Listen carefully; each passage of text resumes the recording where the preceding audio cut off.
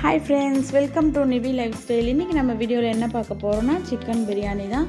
அதுக்கு முன்னாடி என் சேனலை இப்போதான் ஃபர்ஸ்ட் டைம் பார்க்குறீங்கன்னா சப்ஸ்கிரைப் பண்ணிக்கோங்க, லைக் பண்ணிக்கோங்க, கூட பெல் ஐகானை கிளிக் பண்ணிக்கோங்க. ஓகே வாங்க வீடியோக்குள்ளே போகலாம். நான் இன்றைக்கி 1 kg சிக்கன் எடுத்திருக்கேன். அதுக்கு தேவையான மசாலா வந்து புதினா, பச்சை மிளகா நல்லா அரைச்சி எடுத்துக்கோங்க. Red chilli powder, Kashmiri chilli powder, தயிர், இஞ்சி பூண்டு பேஸ்ட்டு, 1/2 லெமனு, உப்பு நல்லா சேர்த்து சிக்கன் நல்லா மேக்னேட் பண்ணி ஒரு 1 மணி நேரத்துலேருந்து 1/2 hour நல்லா ஊற வச்சுக்கோங்க. அப்போ தான் சிக்கனில் நல்லா காரசாரமாக இறங்கி சாப்பிட நல்லாயிருக்கும். ஓகே வாங்க பிரியாணி எப்படி செய்யலாம் பார்த்துடலாம். நெய், எண்ணெய், பட்டை, இலை, ஏலக்காய், கிராம்பு நல்லா போட்டு வதக்கிக்கோங்க. வெங்காயம், இஞ்சி பூண்டு பேஸ்ட்டு, சால்ட்டு போட்டு நல்லா வதக்கிக்கோங்க. சால்ட்டு ஏன் நான் உங்களுக்கு இப்போ போட சொல்கிறேன்னா அப்போ தான் வெங்காயம் வந்து நல்லா வதவும், பிரியாணிக்கும் டேஸ்ட்டு கொஞ்சம் நல்லா சூப்பராக இருக்கும். அதனால தான் உங்களை சால்ட் இப்போதைக்கு போட சொல்கிறேன். கடைசியாக நம்ம பார்த்து நல்லா எவ்வளோ வேணுமோ ஆட் பண்ணிக்கலாம் சால்ட்டு. அடுத்து தக்காளி ஆட் பண்ணிக்கோங்க. நம்ம ஃபஸ்ட்டு அரைச்சி வச்சுருந்தோம் இல்லையா சில்லியும் புதினாவும், அதை வந்து இப்போ கொஞ்சோண்டு எடுத்து ஆட் பண்ணிக்கோங்க. அடுத்தது நம்ம சிக்கன் ஊற வச்சுருந்தோம் இல்லையா அதை வந்து இப்போ ஆட் பண்ணிவிட்டு நல்லா வதக்கிக்கோங்க. ஒரு 5 to 10 minutes வந்து சிக்கன் நல்லா குக் பண்ணிக்கோங்க.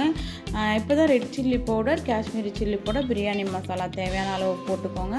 போட்டுவிட்டு அடுத்து இப்போ அரிசி ரேஷியோ நம்ம வந்து பார்த்துப்போம்.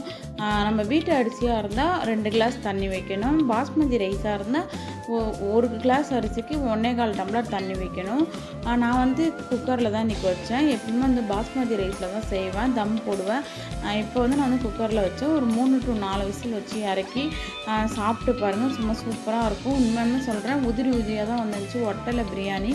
நான் கூட நினச்சேன் சரி நம்ம வீட்டு அரிசியில் வைக்கிறோமோ ஃபஸ்ட்டு செய்கிறோமோ நல்லா இருக்காது அப்படின்னு நினச்சேன். பட் ஆனால் சூப்பராகவே வந்துச்சு. என் ஹஸ்பண்ட், என் பசங்க எல்லாருமே சாப்பிட்டு பார்த்துட்டு நல்லா இருக்குன்னு தான் சொல்லியிருந்தாங்க.